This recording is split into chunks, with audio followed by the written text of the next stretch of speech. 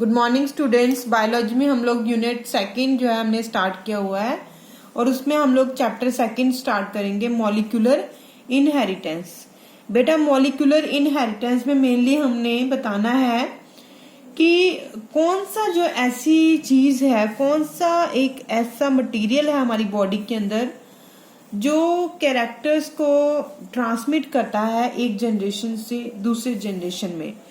तो यहाँ पर हम लोग डिस्कस करेंगे डीएनए को बेटा, क्योंकि डीएनए क्या है, ये एक हेरिडिटरी मटेरियल है in most of the organisms that transfer information from one generation to another generation.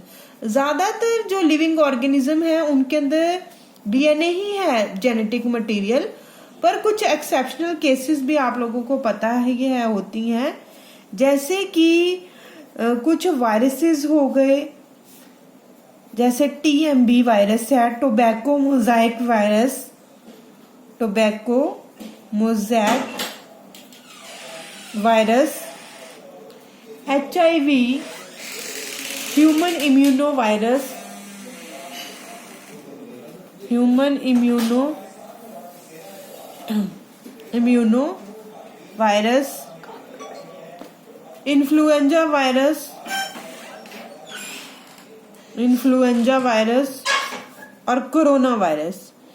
ये जो है इन सभी के अंदर जो है आपको जेनेटिक मटेरियल जो है वो डीएनए नहीं बल्कि क्या नजर आएगा, आरएनए है इन ऑर्गेनिज्म के अंदर जो जेनेटिक इंफॉर्मेशन को एक जनरेशन से दूसरे जनरेशन में ट्रांसफर करता है। बेटा नेक्स्ट टॉपिक जो है हम लोग स्टार्ट करेंगे कॉम्पोजिशन ऑफ डीएनए, कि डीएनए जो है ये है क्या चीज और किस किस चीज से मिलकर बनता है। तो डीएनए के अगर फुल फॉर्म को लेकर हम लोग चलते हैं तो डीएनए क्या है, it is the deoxyribose nucleic acid. ये फुल फॉर्म है डीएनए की, न्यूक्लिक एसिड।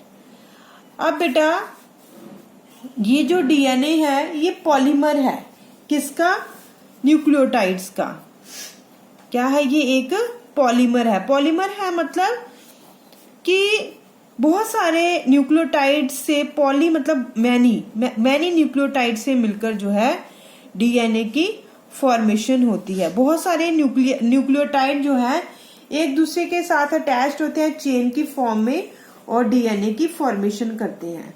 ज्यादातर जो लिविंग ऑर्गेनिजम्स हैं उनके अंदर डीएनए जो है आपको वो डबल स्ट्रैंडेड नजर आएगा, मतलब डीएनए के जो है आपको दो स्ट्रैंड जो है नजर आएंगे और दोनों जो है क्वाइल्ड फॉर्म में नजर आएंगे in form of helical manner. जैसे हेलिकल कैसे, अगर एक ये स्ट्रैंड है तो दूसरा स्ट्रैंड जो है आपको डीएनए का इस तरह से नजर आएगा। अब हम लोग बेटा मेन कंपोनेंट की बात करते हैं। जो मेन कंपोनेंट है डीएनए का वो क्या है, न्यूक्लियोटाइड्स है, न्यूक्लियोटाइड्स। अब हम फर्दर जो है न्यूक्लियोटाइड्स है क्या, न्यूक्लियोटाइड जो है ऐसे कंपोनेंट है बेटा जो तीन चीजों से मिलकर बनते हैं। नाइट्रोजन बेसिस, ये फर्स्ट कंपोनेंट है। सेकंड कंपोनेंट है पेंटोज शुगर, और जो थर्ड कंपोनेंट है that is the phosphate group. तो डीएनए क्या है, डीएनए न्यूक्लियोटाइड से बनता है और न्यूक्लियोटाइड्स जो है वो इन तीन कंपोनेंट से मिलकर बने हुए हैं, नाइट्रोजन बेसिस से, पेंटोज शुगर से और फॉस्फेट ग्रुप से। तो चलो नाइट्रोजन बेसिस से ही स्टार्ट करते हैं। Nitrogen bases, so there are the four type of the nitrogen bases are present in DNA। DNA में आपको चार तरह के जो है नाइट्रोजन बेसिस नजर आएंगे और वो चार टाइप कौन कौन सी है नाइट्रोजन बेसिस की, adenine, guanine,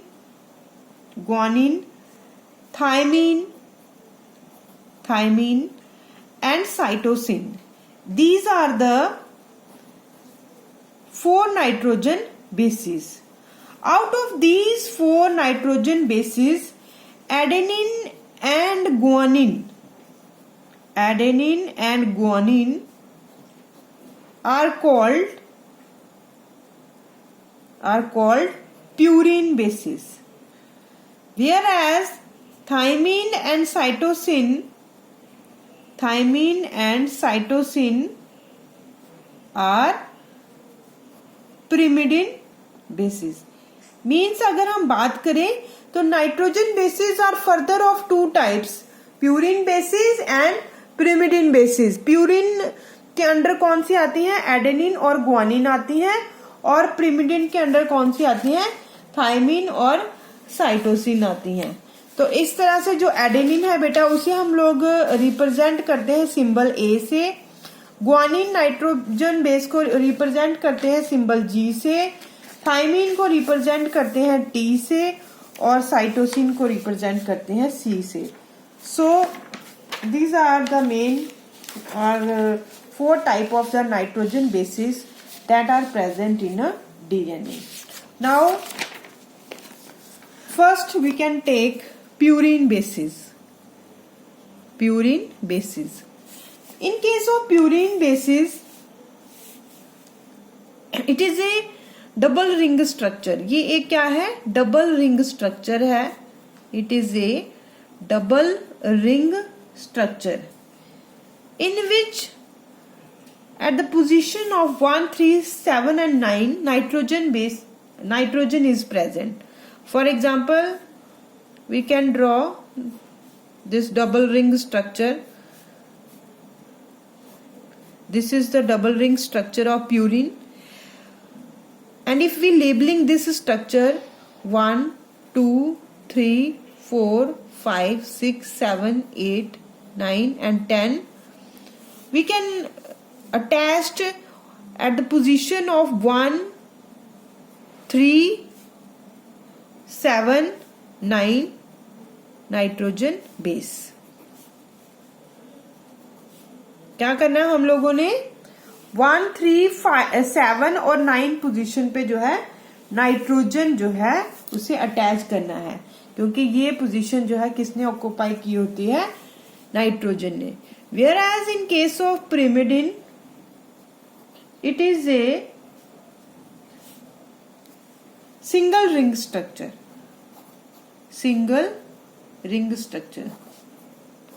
So this is the structure of pyrimidine nitrogen bases, and in this case at the position of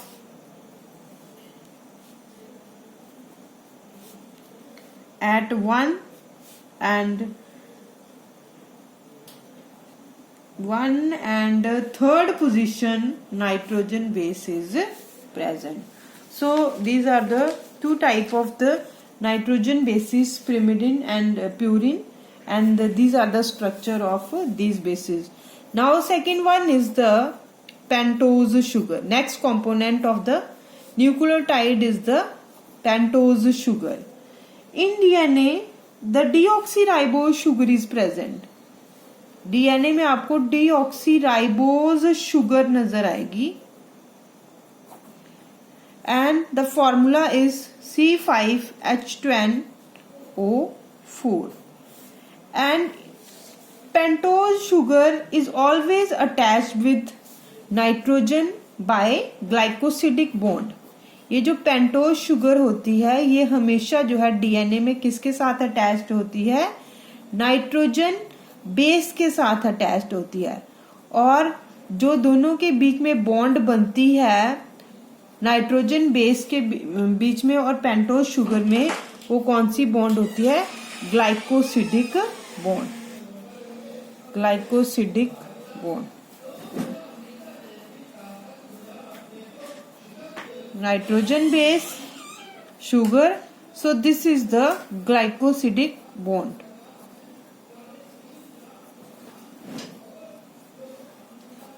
Now third component of nucleotide is the phosphate group. Phosphate group. The phosphate group is always attached with sugar. Phosphate group किसके साथ attached होगा? Sugar के साथ, and through the ester bond.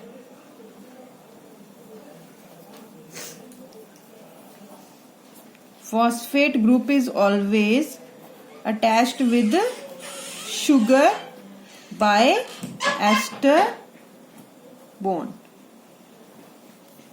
Each sugar is surrounded by 2 phosphate group. 2 phosphate group से हर एक जो है sugar जो मॉलिक्यूल है वो अटैच्ड होगा, तो इसलिए हम उसको कहेंगे फॉस्फोडाइएस्टर बॉन्ड. अगर हम एक डीएनए के अंदर जो है इन कंपोनेंट्स को अरेंज करें डीएनए के स्ट्रैंड के अंदर, तो किस तरह से, मतलब यहाँ पे अगर नाइट्रोजन बेस है तो इधर हमारे पास क्या होगा, शुगर होगी, और शुगर के साथ क्या प्रेजेंट होंगे, 2 फॉस्फेट ग्रुप होंगे. तो ये पूरा का पूरा हमारे पास क्या बन रहा है, और ये एक न्यूक्लियोटाइड बन रहा है. इस नाइट्रोजन बेस और शुगर के बीच में जो बॉन्ड होगी उसे हम कहेंगे ग्लाइकोसिडिक बॉन्ड. और जो फॉस्फोरस और फॉस्फेट ग्रुप और शुगर के बीच में जो बॉन्ड है इसे हम कहते हैं एस्टर बॉन्ड. तो यहाँ पे भी एस्टर बॉन्ड, यहाँ पे भी एस्टर बॉन्ड, तो दोनों क्या बन गई, दोनों की दोनों बन गई फॉस्फो डाइएस्टर बॉन्ड. तो इस तरह से ये वाला फिर शुगर इसके साथ, ये इधर नाइट्रोजन बेस, फिर इधर जो है फॉस्फेट ग्रुप. तो इस तरह से जो है न्यूक्लियोटाइड बनते जाएंगे और डीएनए का जो है एक स्ट्रैंड जो है वो लगातार बनता जाएगा. तो ये जो डीएनए होता है बेटा, इसमें अगर हम लोग दोनों स्ट्रैंड को रिप्रेजेंट करें तो दोनों स्ट्रैंड जो है वो एक दूसरे के साथ अटैच होते हैं हाइड्रोजन बॉन्ड के थ्रू. दोनों स्ट्रैंड के नाइट्रोजन बेसिस जो है एक दूसरे के साथ अटैच होंगे थ्रू द, जैसे यहाँ पे हम लोग नाइट्रोजन बेस बनाएंगे, इधर नाइट्रोजन, और यहाँ पे हम बात कर रहे हैं कि nitrogen base is always attached with sugar and sugar is attached with the 2 phosphate group. उसी तरह से इधर बनाएंगे और ये फिर से हम लोग इसको अटैच करेंगे शुगर के साथ, फिर इसे नाइट्रोजन बेस के साथ करेंगे, फिर इसे जो है नाइट्रोजन बेस, फिर यहाँ पे शुगर आएगी, फिर इधर जो है फॉस्फेट आएगा, फिर फॉस्फेट के बाद शुगर आएगा, यहाँ पे नाइट्रोजन बेस आएगी, यहाँ पे नाइट्रोजन बेस आएगी, यहाँ पे शुगर आएगी, यहाँ पे फॉस्फेट, यहाँ पे फॉस्फेट. तो ये जो है ये क्या है, एक न्यूक्लियोटाइड है, because nucleotide is made up of 3 component, phosphate group, sugar and nitrogen base. So the chain of DNA is made up of many nucleotides. These are many nucleotides. This is the one nucleotide, this is the other nucleotide, this is the third nucleotide. So in DNA so many types of nucleotides are present and they are attached with each other to form a long chain of DNA. So student, this is all about the structure of the DNA. So all of you note down these in your copies and also learn this topic.